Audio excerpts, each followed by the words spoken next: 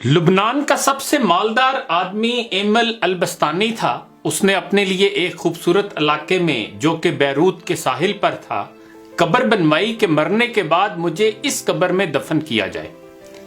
اس کے پاس اپنا ذاتی جہاز تھا اور جب دھماکہ ہوا تو وہ جہاز سمیت سمندر میں ڈوب گیا۔ لاکھوں ڈالر خرچ کرنے کے بعد اس کے جہاز کا پتہ تو چل گیا لیکن لاش نہیں ملی جسے اس قبر میں دفن کیا جائے جو اس نے اپنے لیے بنوائی تھی۔ برطانیہ کا ایک بہت زیادہ مالدار آدمی ایک یہودی روت تشلر تھا۔ وہ اتنا دولت مند تھا کہ کبھی کبھی حکومت اس سے قرض لیتی تھی۔ اس نے اپنے عظیم الشان محل میں ایک کمرہ اپنی دولت رکھنے کے لیے مختص کیا تھا جو کہ ہر وقت سیم و زر سے بھرا رہتا تھا۔ ایک دفعہ وہ اس کمرے میں داخل ہوا اور غلطی سے دروازہ بند ہو گیا۔ دروازہ صرف باہر سے کھل سکتا تھا، اندر سے نہیں۔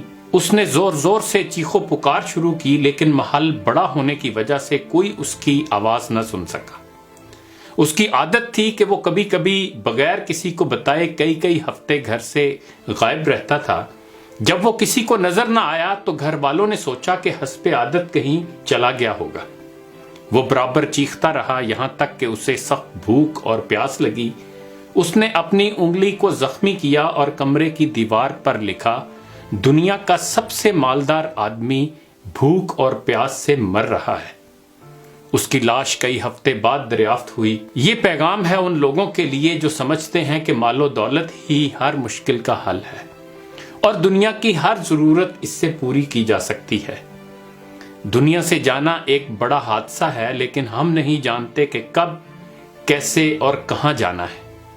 انسان سفر پر جاتا ہے اور پھر واپس آتا ہے، گھر سے باہر جاتا ہے اور پھر لوٹ آتا ہے، لیکن جب دم نکل جائے تو پھر کوئی لوٹ نہیں سکتا۔ مبارکباد کے قابل ہیں وہ لوگ جو کسی پر ظلم نہیں کرتے، نہ کسی سے نفرت کرتے ہیں، نہ کسی کا دل توڑتے ہیں اور نہ اپنے آپ کو کسی سے برتر سمجھتے ہیں، اس لیے کہ سب کو جانا ہے۔ ایک آدمی ٹیکسی میں بیٹھا تو دیکھا کہ ڈرائیور قرآن سن رہا ہے۔ اس نے پوچھا، کیا کوئی آدمی مر گیا ہے؟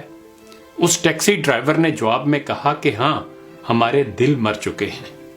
قیدی اس لیے قرآن مانگتا ہے کہ قید تنہائی میں اس کا ساتھی بنے۔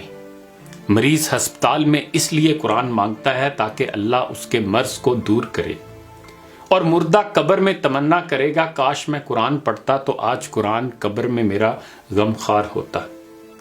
آج نہ ہم قیدی ہیں، نہ مریض ہیں اور نہ مرے ہوئے ہیں کہ قبر میں قرآن کی تمنا کریں۔ قرآن آج ہمارے ہاتھوں میں ہے، آنکھوں کے سامنے ہے، تو کیا ہمیں اس بات کا انتظار ہے کہ ہم ان مصیبتوں میں سے کسی ایک مصیبت میں گرفتار ہو جائیں اور پھر قرآن کو طلب کریں؟ ابھی وقت ہے۔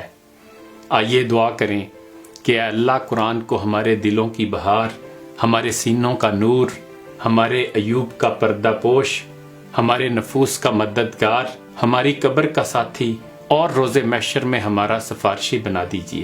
اے اللہ ہمیں قرآن کے حقوق ادا کرنے کی توفیق عطا فرما دیجئے۔ اقبال نے بھی ہمیں جھنجھوڑنے کی کوشش کی تھی، زمیں کیا آسماں بھی تیری کج بینی پہ روتا ہے، غضب ہے سطر قرآن کو چلیپا کر دیا تو نے، زباں سے گر کیا توحید کا دعویٰ تو کیا حاصل، بنایا ہے بت پندار کو اپنا خدا تو نے۔